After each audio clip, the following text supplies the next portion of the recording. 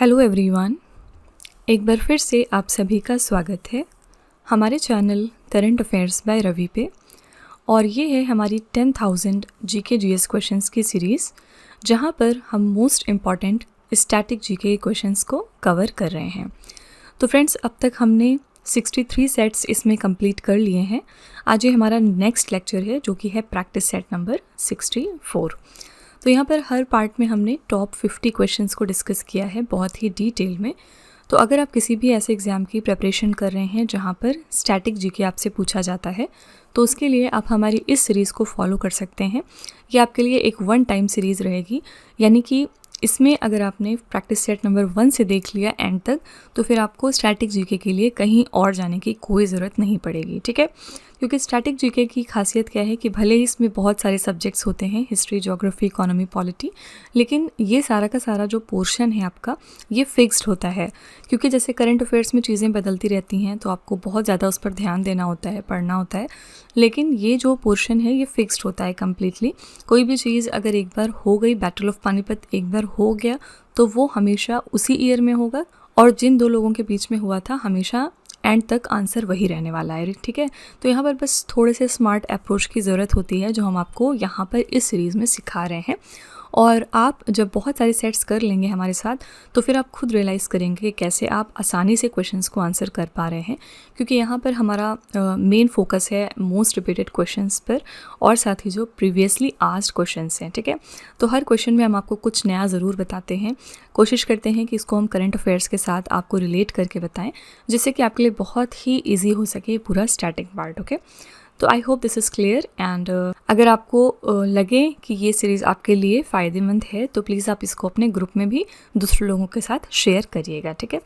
Anyways, चलिए हम आज की अपनी क्लास स्टार्ट कर लेते हैं और देखते हैं कि आज का हमारा पहला क्वेश्चन कौन सा है। आज का पहला क्वेश्चन है, अखिल भारतीय मुस्लिम लीग की स्थापना 1906 में कहाँ पर हुई थी। आपको बताना है ऑल इंडिया मुस्लिम लीग, जो कि एक बहुत ही इम्पॉर्टेंट ऑर्गेनाइजेशन था हमारे मॉडर्न हिस्ट्री का, 1906 में ये इस्टेब्लिश हुआ। और कहाँ पर इस्टेब्लिश हुआ था? आंसर यहाँ पर हो जाएगा डी ऑप्शन, ढाका, ठीक है। ढाका अब प्रेजेंट डे कहाँ पर है? तो बांग्लादेश में है, हम जानते हैं। और ईयर भी याद रखिएगा कि कब ये फॉर्म हुआ था, 1906 में। तो यहाँ पर ऑल इंडिया मुस्लिम लीग से एक इम्पॉर्टेंट नाम है जो आप पढ़ते रहते हैं फ्रिक्वेंटली, ये है मोहम्मद अली जिन्ना। लेकिन यहाँ पर ध्यान देने वाली बात क्या है कि जब ये ऑर्गेनाइजेशन फॉर्म हुआ था, तब मोहम्मद अली जिन्ना इसका पार्ट नहीं बने थे, ठीक है। मोहम्मद अली जिन्ना ने ज्वाइन किया था यहाँ पर अखिल भारतीय मुस्लिम लीग को 1913 में, यानी 1913 में, ठीक है, बहुत सालों के बाद, ओके। तो ये फैक्ट ध्यान में रखिएगा कि मोहम्मद अली जिन्ना इसके फाउंडिंग मेंबर नहीं थे, ओके। 1906 की यहाँ पर हमने बात करी। अगर हम इसके एक साल पीछे जाएं 1905 में, तो इसमें क्या एक इम्पॉर्टेंट इवेंट हुआ था हमारी मॉडर्न हिस्ट्री में। यहाँ पर बंगाल का पार्टीशन हो गया था, ठीक है। एक क्वेश्चन एग्जाम में पूछा जाता है बहुत बार कि बंगाल के पार्टीशन में किसका हाथ था। यहाँ पर याद रखिएगा लॉर्ड कर्जन, ठीक है। एग्जाम में ऐसे क्वेश्चन भी पूछे गए हैं कि लॉर्ड कर्जन किस चीज़ के साथ इनमें से जुड़े हुए हैं, तो आपको याद रखना है ये बंगाल के पार्टीशन के साथ में जुड़े हैं, ठीक है। नेक्स्ट है, भारत के निम्नलिखित पार्श्व गायकों में से किसको 2009 में पद्मश्री और 2016 में पद्म भूषण से सम्मानित किया गया।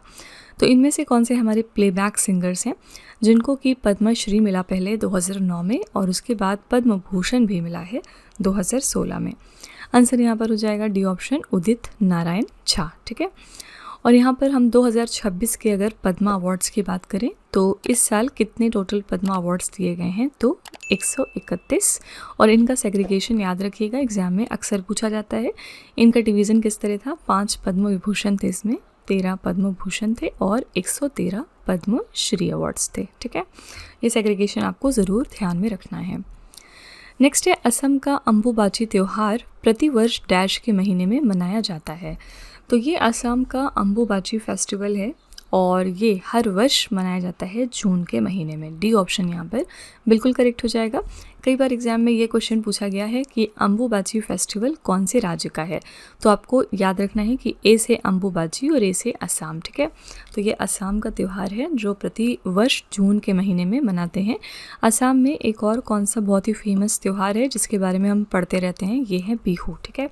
और मैंने आपको ये भी बताया था कि किस तरह से 3 तरह के बिहू होते हैं जो पूरे साल में मनाए जाते हैं। पहला आपका है रोंगाली बिहू, देन यहाँ पर दूसरा है आपका कोंगाली बिहू एंड यहाँ पर तीसरा है आपका भोगाली बिहू, ठीक है। तो यहाँ पर जो रोंगाली बिहू है इसको स्प्रिंग सीजन में मनाया जाता है और यहाँ पर कोंगाली बिहू जो है ये पतझड़ के मौसम में मनाते हैं, ऑटम में, और भोगाली बिहू को विंटर्स में मनाया जाता है, ठीक है। तो ये 3 तरह के बिहू हैं जो असम राज्य में सेलिब्रेट होते हैं। नेक्स्ट है यहाँ पर कलामंडलम कल्याणी कुट्टी अम्मा किस नृत्य शैली से जुड़ी हैं। आपको बताना है कि ये जो पर्सनालिटी है कि किस डांस फॉर्म के साथ रिलेटेड है। आंसर है बी ऑप्शन मोहिनी अट्टम, ठीक है। मोहिनी अट्टम हमारा कहाँ का डांस है, तो केरला का डांस है। कथक हमारा नॉर्थ इंडिया का डांस है, स्पेशली यूपी का। कुचिपुड़ी आंध्र प्रदेश का डांस है और भरतनाट्यम तमिलनाडु में पाया जाता है, ठीक है। नेक्स्ट है निम्नलिखित में से कौन सी गैस पृथ्वी की सतह को सूर्य से आने वाले पराबैंगनी विकिरण से बचाती है। Which of the following gases protects the earth surface from UV radiation coming from the sun. तो जो सन से यूवी रेडिएशन डायरेक्टली हमारी पृथ्वी पर आती है उस चीज़ को प्रोटेक्ट करने के लिए कौन सी गैस यहाँ पर रिस्पॉन्सिबल है। आंसर है बी ऑप्शन ओजोन, ठीक है। हम ओजोन लेयर के बारे में पढ़ चुके हैं कि किस तरह से ओजोन लेयर एटमॉस्फेयर में होती है जो यूवी रेडिएशन को ब्लॉक करती है कि वो अर्थ के सरफेस पर ना आने पाए। और यहाँ पर याद रखिएगा कि ओजोन की जो डिप्लेशन है, यानी हम जानते हैं कि जो ओजोन की परत है हमारी वो किस तरह से डिप्लीट होती जा रही है, कम होती जा रही है, पतली हो रही है। रीज़न क्या है, हमारे क्लोरोफ्लोरोकार्बन्स का जनरेशन, ठीक है। यानी जो फ्रिज, एसी, इन सब चीज़ों में गैस होती है वो बहुत ही हार्मफुल है हमारी ओजोन परत के लिए। और इसी ओजोन परत को कंजर्व करने के लिए मॉन्ट्रियल प्रोटोकॉल यहाँ पर अपनाया गया था, ठीक है। तो कई बार एग्जाम में ये क्वेश्चन भी पूछा गया है कि मॉन्ट्रियल प्रोटोकॉल किस चीज़ से संबंधित था, तो ओजोन परत को कंजर्व करने से ये संबंधित है, ठीक है। कब हमने इसको अडॉप्ट किया था, 1987 में, ओके। अगला है मौसम में सभी परिवर्तन डैश द्वारा संचालित होते हैं। जितने भी चेंजेस होते हैं वेदर में वो किस वजह से होते हैं, तो सूर्य की वजह से होते हैं। क्यों होते हैं, क्योंकि हम जानते हैं कि यहाँ बीच में सन है और इसके इर्द गिर्द जो है वो हमारी पृथ्वी यानी अर्थ चक्कर लगा रही है, ठीक है। तो इसकी डिस्टेंस के हिसाब से यहाँ पर जो भी मौसम में बदलाव होते हैं वो होते हैं। एक क्वेश्चन और पूछा जाता है एग्ज़ाम में रोटेशन और रेवोल्यूशन के बारे में। एक क्वेश्चन आया था एग्ज़ाम में कि जो दिन और रात होते हैं वो क्या रोटेशन की वजह से होते हैं या फिर रेवोल्यूशन की वजह से। तो आपको पता होना चाहिए कि दिन और रात जो हैं वो रोटेशन की वजह से होते हैं और साल में जो पूरे मौसम बदलते हैं, विंटर, समर, गर्मी, सर्दी, वो सब रेवोल्यूशन की वजह से होते हैं, ठीक है। नेक्स्ट है भारत की वित्तीय स्थिरता और विकास परिषद के अध्यक्ष कौन है। तो इंडिया के financial stability and development council के चेयरपर्सन कौन है। करेक्ट आंसर यहाँ पर हो जाएगा ए ऑप्शन, वित्त मंत्री यानी कि फाइनेंस मिनिस्टर, ठीक है। प्रेजेंट में हमारी फाइनेंस मिनिस्टर कौन है, निर्मला सीतारमन। और अभी जब इन्होंने बजट पेश किया तो ये 9वीं बार इन्होंने बजट पेश किया। इसी के साथ ये फर्स्ट फाइनेंस मिनिस्टर बनी है, फर्स्ट वुमेन फाइनेंस मिनिस्टर जिन्होंने इतनी ज़्यादा बार बजट को संसद में पेश किया, ठीक है। और अगर हम वुमेन की बात नहीं करेंगे तो ओवरऑल सबसे ज़्यादा बार बजट किसने पेश किया है, तो ये हैं मोरारजी देसाई। इन्होंने अब तक सबसे ज़्यादा बार इंडिया में बजट पेश किया संसद के और यहाँ पर 10 बार इन्होंने बजट को पेश किया है, ठीक है। नेक्स्ट है निम्नलिखित में से कौन एक संपर्क बल है। इसमें से कौन सा हमारा फोर्स जो है वो एक तरह का कॉन्टैक्ट फोर्स है।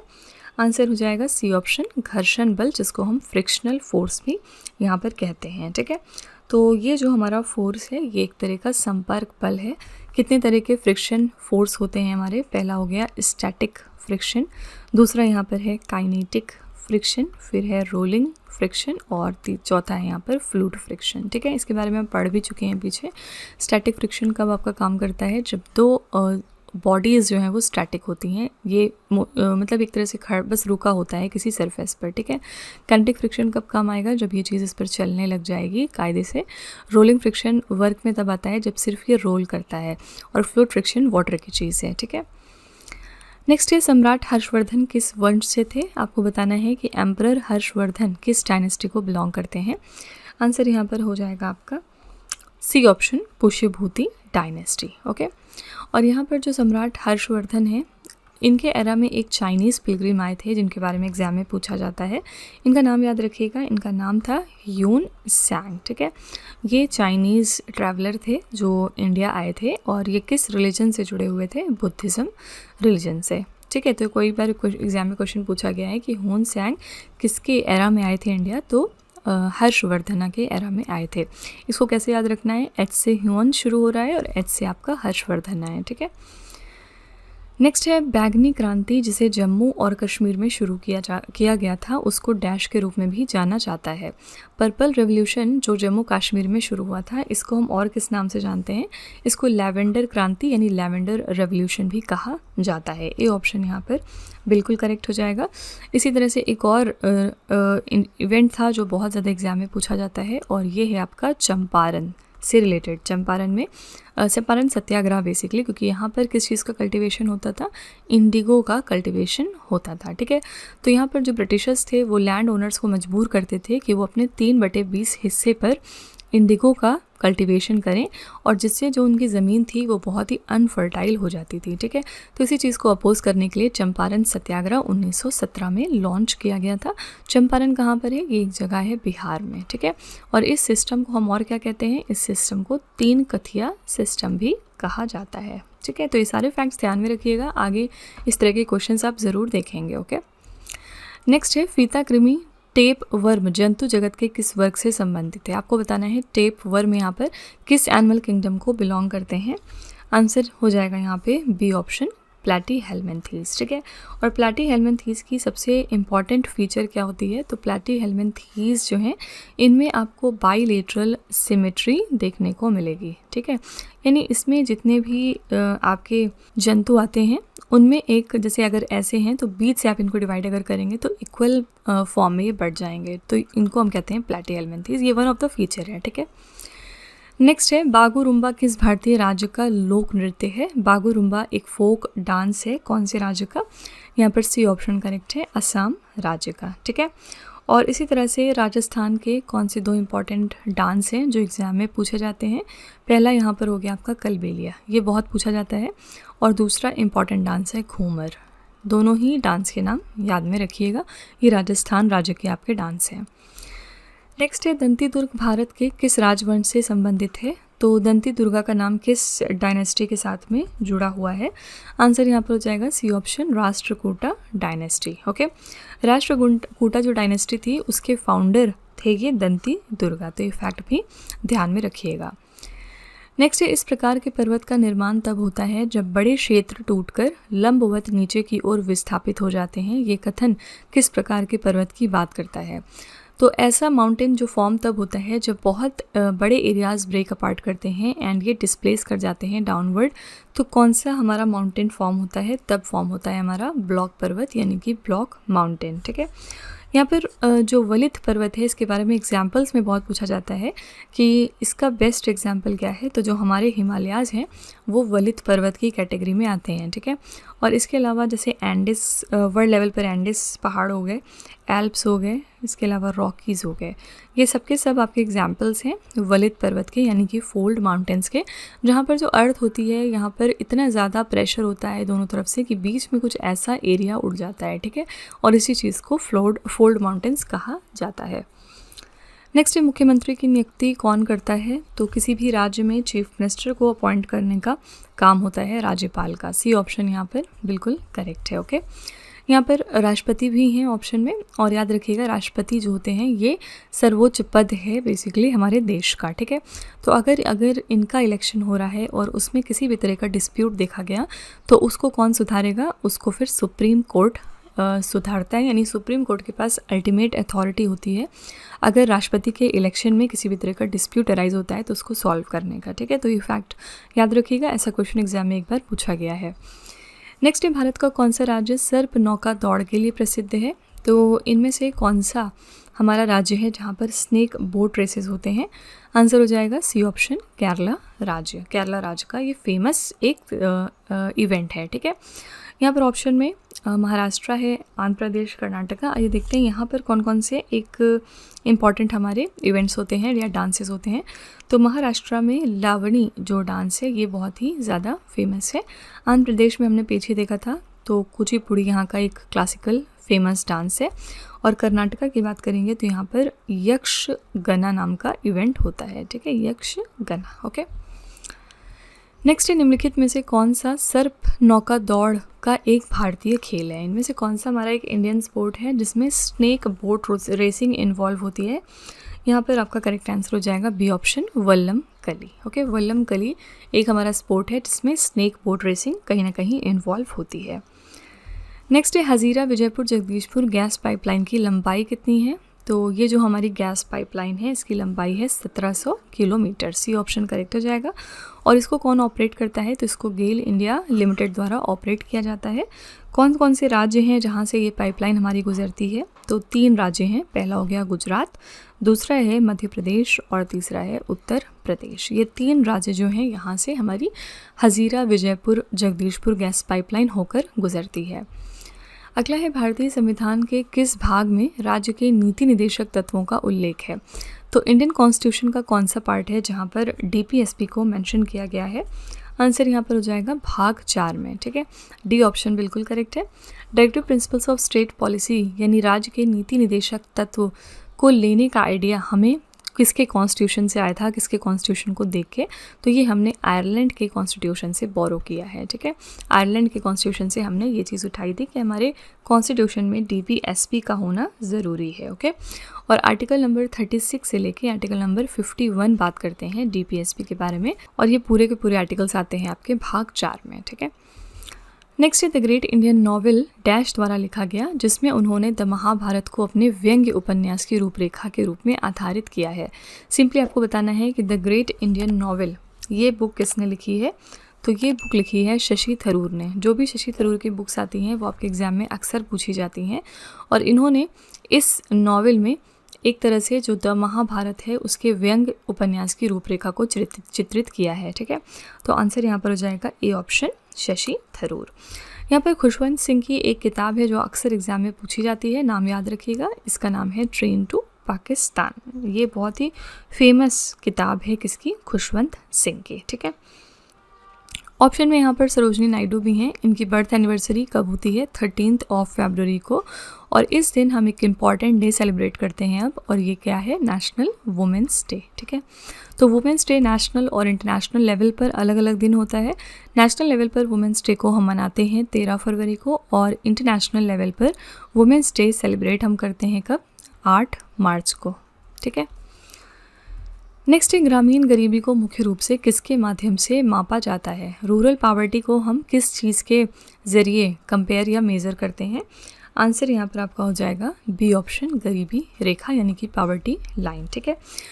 पावर्टी के साथ हमारी कौन सी एक रिलेटेड कमेटी है? तो ये है हमारी तेंदुलकर कमेटी। एग्जाम में कई बार पूछा गया है कि तेंदुलकर कमेटी किस चीज़ से रिलेटेड है? तो पावर्टी के साथ रिलेटेड है, ओके। इसी तरह से एक और कमेटी है जिसके बारे में एग्जाम में अक्सर पूछा जाता है, और ये है हमारी स्वर्ण सिंह कमेटी। और इन्होंने क्या आइडिया दिया था? इन्होंने फंडामेंटल ड्यूटीज़ को ऐड करने का मशवरा दिया था हमारे संविधान में, ठीक है। तो ये फैक्ट भी ध्यान में रखिएगा। नेक्स्ट है यदि न्यायपालिका का ये मानना है कि संसद द्वारा पारित विशेष कानून संविधान के मूल ढांचे का उल्लंघन करते हैं तो उसके पास ऐसे कानूनों को रद्द करने की शक्ति है, इसे डैश कहा जाता है। तो अगर जुडिशरी बिलीव करती है कि कुछ स्पेशल लॉज जो पार्लियामेंट पास कर रहा है उससे कॉन्स्टिट्यूशन के बेसिक स्ट्रक्चर्स वायलेट हो रहे हैं, तो सुप्रीम कोर्ट के पास ये पावर है कि वो ऐसे लॉज को खारिज कर सकते हैं, ठीक है। और इस चीज़ को क्या कहा जाता है? इस चीज़ को कहते हैं हम, पहला ऑप्शन, न्यायिक समीक्षा यानी कि जुडिशियल रिव्यू, ठीक है। तो सुप्रीम कोर्ट के पास अल्टीमेट अथॉरिटी है कि वो ऐसे कानून को रद्द कर दे, ठीक है। तो इस चीज़ को हम कहते हैं जुडिशियल रिव्यू।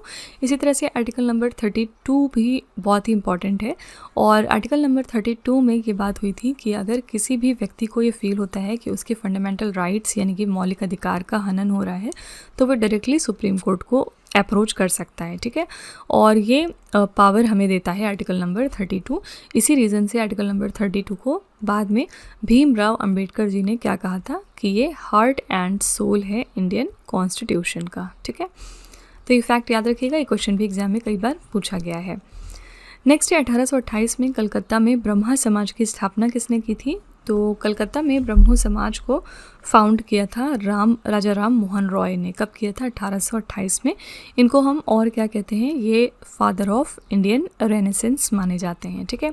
स्वामी विवेकानंद भी ऑप्शन में हैं और ये किस लिए जाने जाते हैं? स्वामी विवेकानंद जी जाने जाते हैं रामकृष्ण मिशन के लिए, ठीक है। रामकृष्ण मिशन से ये रिलेटेड हैं, ओके। नेक्स्ट है प्रति इकाई क्षेत्रफल में व्यक्तियों की संख्या डैश का माप देती है। तो number of individuals per unit area ये किस चीज़ को मेज़र करता है? ये मेज़र करता है कि किसी एरिया में जनसंख्या घनत्व यानी पॉपुलेशन डेंसिटी कितनी है, ठीक है। इंडिया के अंदर अगर हम देखेंगे तो सबसे ज़्यादा आपको घनत्व मिलेगा बिहार राज्य में, जनसंख्या घनत्व। और यहाँ पर सबसे कम अगर हम बात करेंगे तो अरुणाचल प्रदेश में सबसे कम हमारी पॉपुलेशन डेंसिटी है, ठीक है। नेक्स्ट है निम्नलिखित में से कौन सा खेल ग्रीष्मकालीन ओलंपिक में खेला जाता है? तो ये हमारा कौन सा एक स्पोर्ट है जो कि हम समर ओलंपिक्स में खेलते हैं? ये है डी ऑप्शन, स्केट बोर्डिंग, ठीक है। तो इसको हम खेलते हैं समर ओलंपिक्स में। मैंने आपको बताया था कि ओलंपिक के जो गेम्स हैं वो हर 4 साल पर रिपीट होते हैं। यहाँ पर समर और ओलंपिक्स गेम में 2 साल का डिफरेंस होता है, ठीक है। यानी एक समर से लेके दूसरे समर ओलंपिक्स के बीच में 4 साल का गैप रहेगा, लेकिन एक समर से लेके विंटर ओलंपिक्स में 2 साल का यहाँ पर गैप रहेगा, ठीक है। अभी हाल ही में हमारे विंटर ओलंपिक्स 2026 हुए हैं इसी साल, जो कहाँ पर हुए हैं? इटली देश में हुए हैं। और यहाँ पर विनिंग टीम कौन सी थी? तो ये थी नॉर्वे, ठीक है। अब 4 साल के बाद विंटर ओलंपिक्स फिर से होंगे 2030 में। कहाँ पर होंगे? फ्रांस में। उसके भी 4 साल के बाद 2034 में होंगे और कहाँ पर? यूएस में होंगे, ठीक है। तो ये सारे फैक्ट्स ध्यान में रखिएगा। अब विंटर ओलंपिक्स 2026 में हुआ है, तो अब 2 साल के बाद 2028 में हमारा समर ओलंपिक्स होगा। कहाँ पर होगा? लॉस एंजलिस में होगा, ठीक है। नेक्स्ट है किस अधिनियम ने भारत में दोहरी सरकार को समाप्त कर दिया? इनमें से कौन सा हमारा एक्ट है जिसने कि डुअल गवर्नमेंट को अबॉलिश किया था इंडिया के अंदर? ये है भारत सरकार अधिनियम 1858। सी ऑप्शन यहाँ पर बिल्कुल करेक्ट है।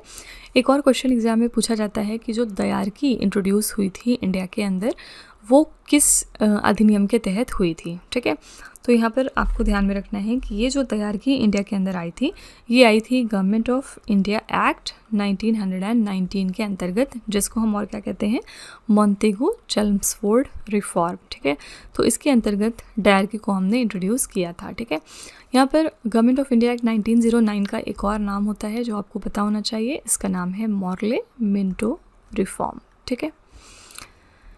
नेक्स्ट है भारत के ग्रैंड ओल्ड मैन के रूप में किसे लोकप्रिय रूप से जाना जाता था? तो पॉपुलरली हम grand old man of India किसको कहते हैं? ये हैं दादा भाई नौरोजी।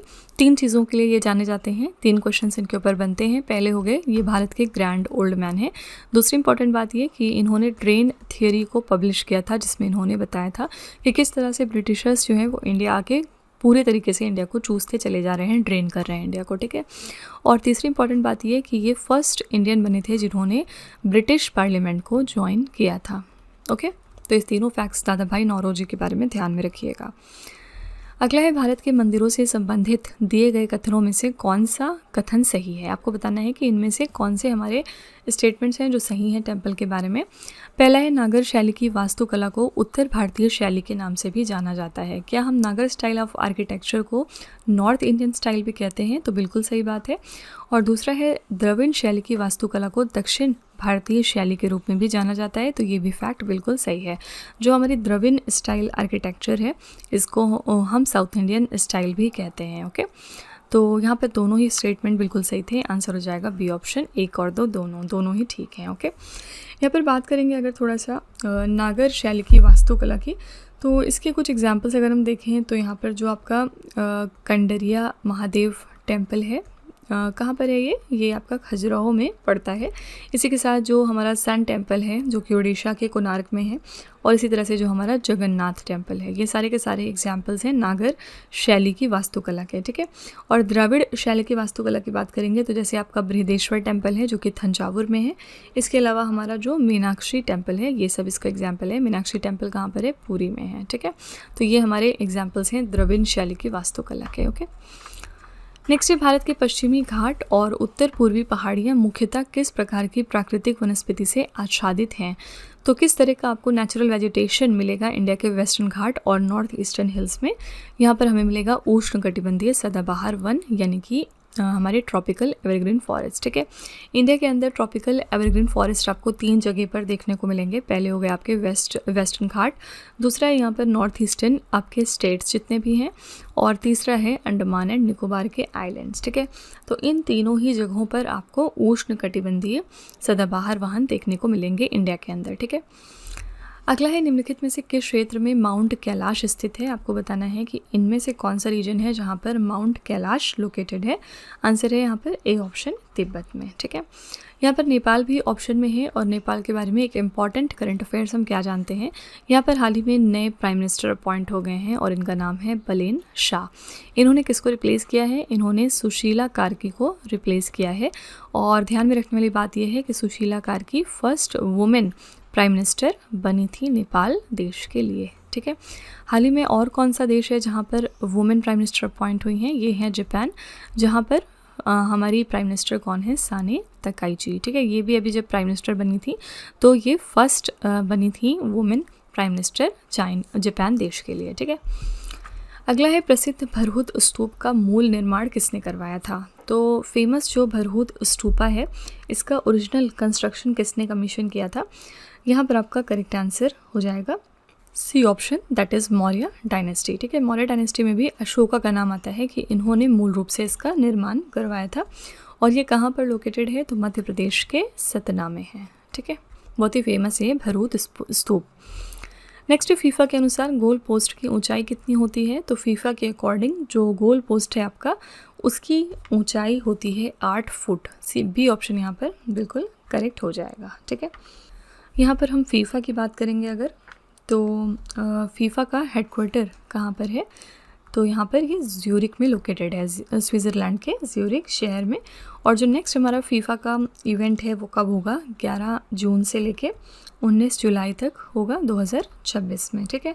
और इसके लिए मतलब कौन सा इवेंट है? तो मेंस वर्ल्ड कप है फीफा का। और इसके लिए कौन से देश होस्ट रहेंगे? तो कनाडा, इसके अलावा मैक्सिको और यूएस, ये तीनों देश जो हैं वो मिलकर होस्ट करेंगे इस साल के फीफा वर्ल्ड कप को, ठीक है। अगला है वंदे मातरम डैश द्वारा लिखा गया। तो वंदे मातरम किसने लिखा था? आंसर हो जाएगा सी ऑप्शन, बंकिम चंद्र चटर्जी ने, ओके। बंकिम चंद्र चटर्जी ने ये वंदे मातरम लिखा था। रविंद्रनाथ टैगोर भी ऑप्शन में है, इन्होंने हमारा नेशनल एंथम लिखा था। और इनको जो है नाइटहुड की उपाधि मिली थी ब्रिटिशर्स के द्वारा। ये क्वेश्चन भी हम कर चुके हैं। नाइटहुड की उपाधि पहले मिली थी, लेकिन जब जालियांवाला बाग मैसेकर होता है 1919 में, उस चीज़ से बहुत दुखी होते हैं, जिसके बाद ये अपना नाइटहुड का स्टेटस वापस कर देते हैं ब्रिटिशर्स को, ठीक है। तो ये क्वेश्चन एग्जाम में कई बार पूछा जाता है कि किसको मिला था ये नाइटहुड की उपाधि? रविंद्रनाथ टैगोर को। नेक्स्ट है कौन सा मौलिक अधिकार अल्पसंख्यकों के हितों की रक्षा करता है? इनमें से कौन सा फंडामेंटल राइट है जो माइनॉरिटीज़ के इंटरेस्ट को यहाँ पर प्रोटेक्ट करता है? आंसर हो जाएगा अनुच्छेद नंबर 29 और 30, डी ऑप्शन यहाँ पर करेक्ट है। फंडामेंटल राइट्स की हम यहाँ पर थोड़ी सी बात करेंगे तो 14 से लेके 18 में हमारा आता है राइट टू इक्वालिटी, कि सभी को समानता का अधिकार है। और 5 चीज़ें यानी कि race, religion, caste, sex, place of birth, इनके बेसिस पर किसी की भी इंडिविजुअल के बीच में कोई डिस्क्रिमिनेशन नहीं किया जा सकता, ठीक है। इसके बाद फिर हम और आगे चलेंगे तो 19 से लेके 22 के बीच में क्या है? राइट टू फ्रीडम का अधिकार है, ठीक है। क्या क्या आपको आज़ादी है, इसके बारे में बात की गई। 23 एंड 24 आपको देते हैं राइट अगेंस्ट एक्सप्लॉयटेशन, ठीक है। इसके बाद 25 से लेके 28 बात करते हैं right to freedom of religion. Freedom of religion यानी हर इंसान को अपना खुद का रिलीजन प्रैक्टिस करने का अधिकार है, ये हमें मिलता है 25 से लेके 28 नंबर ऑफ आर्टिकल्स में, ओके। और फिर फाइनली जो 29 और 30 नंबर के आर्टिकल्स हैं उसमें हम माइनॉरिटीज़ के इंटरेस्ट की यहाँ पर बात करते हैं। नेक्स्ट है निम्नलिखित में से कौन सा अवार्ड विश्व आर्थिक मंच यानी वर्ल्ड इकोनॉमिक फोरम द्वारा उन कलाकारों को दिया जाता है जिन्होंने विश्व की स्थिति में सुधार के लिए अपनी कला का उपयोग किया है। इनमें से कौन सा एक अवार्ड है जो वर्ल्ड इकोनॉमिक फोरम प्रेजेंट करता है उन आर्टिस्ट को जिन्होंने अपनी आर्ट को यूज़ किया है to improve the state of the world. Answer यहाँ पर हो जाएगा सी ऑप्शन, क्रिस्टल अवार्ड। ठीक है, कई बार एग्जाम में ये पूछ लिया जाता है कि क्रिस्टल अवार्ड कौन देता है, कौन सी ऑर्गेनाइजेशन, तो वर्ल्ड इकोनॉमिक फोरम। ठीक है, और यहाँ पर ग्रैमी अवार्ड भी है, इसके बारे में भी कई बार पूछा गया है कि कौन से सेगमेंट में ग्रैमी अवार्ड दिया जाता है, तो म्यूज़िक के फील्ड में। ओके, नेक्स्ट है निम्नलिखित में से किस अवसर पर छत्तीसगढ़ के यादव समुदाय द्वारा राउत नाचा का प्रदर्शन किया जाता है। तो कौन सा ये ओकेज़न होता है जहाँ पर राउत नाचा परफॉर्म करते हैं छत्तीसगढ़ के यादव कम्युनिटी, तो ये परफॉर्म करते हैं दीपावली के अवसर पर। बी ऑप्शन यहाँ पर करेक्ट हो जाएगा। नेक्स्ट है भारत में किस स्थान पर यमुना नदी का संगम गंगा नदी के साथ में होता है। तो कौन सी ये जगह है जहाँ पर यमुना मर्ज करती है गंगा रिवर के साथ। आंसर यहाँ पर प्रयागराज, जिसका पहले क्या नाम था, जिसका पहले नाम था इलाहाबाद। लखनऊ की बात करेंगे तो इसके किनारे पर कौन सी रिवर है, तो गोमती रिवर है। वाराणसी में आपको कौन सी रिवर मिलेगी, गंगा रिवर मिलेगी, और सीतापुर में आपको सरायन रिवर मिलेगी। ठीक है, नेक्स्ट है डैश को औद्योगिक कृषि के रूप में भी जाना जाता है। इनमें से कौन सा हमारा इंडस्ट्रियल एग्रीकल्चर है। ये है आपका गहन कृषि यानी कि इंटेंसिव एग्रीकल्चर। एक होता है आपका इंटेंसिव एग्रीकल्चर और दूसरा यहाँ पर होता है आपका एक्सटेंसिव एग्रीकल्चर। ठीक है, क्या डिफरेंस है दोनों में। इंटेंसिव एग्रीकल्चर में आप बहुत ही थोड़े एरिया का यूज़ करते हैं, स्मॉल एरिया। इससे जो आपको इनपुट लग रहा है वो हाई इनपुट रहता है और जो आपकी यील्ड है वो मैक्सिमम होती है। ठीक है, ये 3 फीचर्स हो गए। एक्सटेंसिव एग्रीकल्चर की बात करेंगे तो यहाँ पर आपको लार्ज एरिया की ज़रूरत पड़ती है और यहाँ पर आपको लो इनपुट देना पड़ता है, लेकिन आपकी जो ओवरऑल यील्ड है वो लो हो जाती है। ठीक है, तो यहाँ पर जो हमारा इंडस्ट्रियल एग्रीकल्चर है वो गहन कृषि यानी कि इंटेंसिव एग्रीकल्चर की कैटेगरी में आता है। ठीक है, नेक्स्ट है निम्न में से कौन सा गर्म रक्त वाला है। इनमें से कौन सा हमारा ऑर्गेनिज्म है जो वार्म ब्लडेड है, तो ये है पिजन यानी कि कबूतर। सी ऑप्शन करेक्ट हो जाएगा।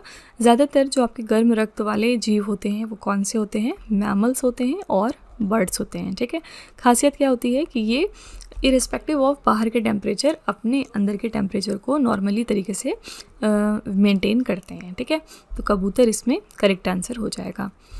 नेक्स्ट है निम्नलिखित में से कौन भारत का वार्षिक आर्थिक सर्वेक्षण प्रकाशित करता है। इनमें से कौन सी बॉडी है जो इंडिया के एनुअल इकोनॉमिक सर्वे को पब्लिश करती है। ये है हमारा आर्थिक कार्य विभाग यानी कि डिपार्टमेंट ऑफ इकोनॉमिक अफेयर्स। ठीक है, बी ऑप्शन यहाँ पर करेक्ट है। नीति आयोग भी ऑप्शन में है और नीति आयोग को कब फॉर्म किया गया था, 2015 में। किस बॉडी को हमने रिप्लेस किया था, प्लानिंग कमीशन को नीति आयोग से। ठीक है, नेक्स्ट है बैसागु निम्नलिखित में से किस राज्य में मनाया जाता है। तो बैसागु नाम का जो फेस्टिवल है ये मनाया जाता है असम राज्य में। बी ऑप्शन यहाँ पर बिल्कुल करेक्ट हो जाएगा। ऑप्शन में यहाँ पर पंजाब भी है और पंजाब में एक बहुत ही फेमस डांस होता है भांगड़ा। इसके बारे में एग्जाम में कई बार पूछा गया। एक और क्वेश्चन पूछा जाता है कि अगर इसी भांगड़ा को वुमेन्स परफॉर्म करती हैं तो उस फिर डांस को हम क्या कहते हैं, उस डांस को हम कहते हैं गिद्दा डांस। ठीक है, नेक्स्ट है निम्नलिखित में से कौन सा चालुक्य वंश की राजधानी थी। इनमें से कौन सी हमारी चालुक्य डायनेस्टी की कैपिटल है। आंसर यहाँ पर हो जाएगा बी ऑप्शन, बादामी। बादामी जो जगह है ये कैपिटल बनी थी चालुक्य डायनेस्टी के लिए। चालुक्य डायनेस्टी के लिए हमारे फाउंडर कौन है, ये हैं पुलकेशिन फर्स्ट। ओके, अगला है एक ऊष्मागतिकी निकाय की स्थिति को किस रूप में जाना जाता है जहाँ सभी बिंदुओं पर गुण कमान समान होता है। तो उस स्टेट ऑफ थर्मोडाइनमिक सिस्टम को हम क्या कहते हैं जहाँ पर वैल्यू ऑफ अ प्रॉपर्टी सारे पॉइंट्स पे बिल्कुल सेम होती है। इस चीज़ को हम कहते हैं डी ऑप्शन, ऊष्मागतिकी संतुलन यानी कि थर्मोडाइनमिक इक्विलिब्रियम। ठीक है, नेक्स्ट है जब कर संग्रह आवश्यक व्यय से अधिक हो जाता है तो बजट डैश में कहा जाता है। अगर टैक्स कलेक्शन एक्सीड कर जाता है आपके नेसेसरी एक्सपेंडिचर से तो इस चीज़ को हम क्या कहते हैं, तो इस चीज़ को कहा जाता है कि बजट जो आपका है वो सरप्लस में चला गया है, अधिशेष में। ठीक है, और अगर एक्सपेंडिचर ज़्यादा है आपके कलेक्टेड टैक्स के साथ तो फिर इस चीज़ को हम डेफिसिट कहेंगे यानी कि घाटा। ठीक है, नेक्स्ट है किस विधेयक के द्वारा सरकार भारत की सामूहिक निधि से धन निकाल सकती है। कौन सा एक बिल है जिसकी हेल्प से गवर्नमेंट फंड को निकाल सकती है from the India's consolidated fund. Answer यहाँ पर हो जाएगा बी ऑप्शन विनियोग विधेयक यानी कि एप्रोप्रिएशन बिल। ठीक है, याद रखिएगा इंडिया के कॉन्सोलिडेटेड फंड से अगर पैसा निकालना है तो उसके लिए पार्लियामेंट की आपको अप्रूवल की ज़रूरत पड़ेगी। बिना पार्लियामेंट के अप्रूवल के कॉन्सोलिडेटेड फंड से पैसा नहीं निकाला जाता। ठीक है, नेक्स्ट है निम्नलिखित में से कौन द लेजेंड ऑफ लक्ष्मी प्रसाद पुस्तक के लेखक हैं। द लेजेंड ऑफ लक्ष्मी प्रसाद नाम की किताब लिखी है ट्विंकल खन्ना ने। बी ऑप्शन करेक्ट हो जाएगा। अरुंधति रॉय की भी किताब एग्जाम में बहुत पूछी जाती है। पिछले साल इन्होंने एक किताब लिखी थी जिसका नाम था Mother Mary comes to me. Okay, और यहाँ पर इस बुक के लिए इनको 2026 में यूएस क्रिटिक्स सर्कल अवार्ड अभी रिसेंटली दिया गया है और इस वजह से ये बुक अगेन न्यूज़ में आ गई। याद रखिएगा किसकी किताब है, अरुंधति रॉय की। नेक्स्ट है हेड काउंट व्यक्तियों की संख्या अनुपात का उपयोग डैश को मापने के लिए किया जाता है। हेड काउंट रेशियो हम यूज़ करते हैं किस चीज़ को मेज़र करने के लिए, तो यहाँ पर गरीबी को मेज़र करने के लिए इसका यूज़ होता है। ठीक है, अगला है इनाम गांव का पुरातत्विक स्थल घोड़ नदी के तट पर स्थित है जो डैश की एक सहायक नदी है। तो आर्कियोलॉजिकल साइट ऑफ इनाम गांव कहाँ पर है, घोड़ रिवर के बैंक्स पर, और ये किसकी ट्रिब्यूटरी है, तो ये भीमा नदी की एक सहायक नदी है। ठीक है, ए ऑप्शन यहाँ पर बिल्कुल करेक्ट हो जाएगा। और यहाँ पर हम बात करेंगे इनाम गांव की, तो ये हमारी एक चैल्कोलिथिक साइट है। कहाँ पर है, कौन से राज्य में, महाराष्ट्र राज्य में। अगला है निम्नलिखित में से कौन लैक्टिक अम्ल का प्राकृतिक स्रोत है। आपको कौन सी चीज़ों से लैक्टिक एसिड मिलती है, तो आंसर हो जाएगा दूध से। ठीक है, दूध में लैक्टिक एसिड भर भर कर होता है। चींटी का जो डंक होता है इसमें आपको कौन सा एसिड मिलता है, तो ये फॉर्मिक एसिड है। ओके, और यहाँ पर एक और क्वेश्चन आता है कि जो आपका सिरका आता है जिसको आप खाते हैं इसमें आपको कौन सा एसिड मिलेगा, तो इसमें आपको एसिटिक एसिड मिलता है जिसका फॉर्मूला क्या होता है, CH3COH। यहाँ पर फॉर्मिक एसिड का फॉर्मूला होता है HCOH। ठीक है, आज का आखिरी प्रश्न है विधान परिषद का एक सदस्य का कार्यकाल कितने वर्षों का होता है। तो वो सभी लोग जो लेजिस्लेटिव काउंसिल में इलेक्ट होते हैं उनका टाइमलाइन कितने साल तक होता है, तो 6 साल का उनका टेन्योर होता है। सी ऑप्शन यहाँ पर बिल्कुल करेक्ट है। ओके, तो फ्रेंड्स ये थे आज के हमारे top 50 static GK questions. I really hope कि आपने इस पूरे सेशन को एंजॉय किया होगा और आपने काफ़ी कुछ नया भी सीखा होगा। चलिए फिर आपके टेस्ट पर चलते हैं। लास्ट में हम आपके लिए 3 क्वेश्चन का यहाँ पर एक छोटा सा टेस्ट रखते हैं ताकि आप खुद को एनालाइज कर सकें और ये देख सकें कि आपने कितना पढ़ा, कितना समझा। आज का पहला प्रश्न है आपके लिए, निम्नलिखित में से कौन सी गैस पृथ्वी की सतह को सूर्य से आने वाले पराबैंगनी विकिरण से बचाती है। दूसरा प्रश्न है सम्राट हर्षवर्धन किस वंश से थे। और तीसरा प्रश्न है भारत का कौन सा राज्य सर्प नौका दौड़ के लिए प्रसिद्ध है। तो फ्रेंड्स ये 3 क्वेश्चंस आपके लिए हैं एज अ होमवर्क और इनका जवाब आपको कमेंट में जाके लिखना है। इसी के साथ हमारी क्लास यहाँ पर एंड होती है। आप अपना फीडबैक कमेंट में ज़रूर लिखिएगा कि आपको क्लास कैसी लगी। इन केस अगर आप कोई सजेशन देना चाहते हैं तो आप वो भी कमेंट में लिख सकते हैं। और अगर आपको लगता है कि ये क्वेश्चंस आपको कहीं ना कहीं हेल्प कर रहे हैं, आप इनको कहीं ना कहीं देख रहे हैं अपने एग्जाम्स वगैरह में, तो प्लीज़ एक छोटा सा रिव्यू हमारे कमेंट सेक्शन में ज़रूर डाल दीजिएगा, जिससे कि जो हमारे दूसरे व्यूअर्स हैं वो भी हमारे ऊपर ट्रस्ट कर सकें। ठीक है, तो फ्रेंड्स इसी तरह के बेस्ट क्वालिटी कंटेंट और अच्छी प्रिपरेशन के लिए आप हमारे चैनल के साथ जुड़े रहिए। मिलते हैं नेक्स्ट क्लास में। Till then stay tuned. Thank you so much for watching. Also don't forget to like, share and subscribe our channel.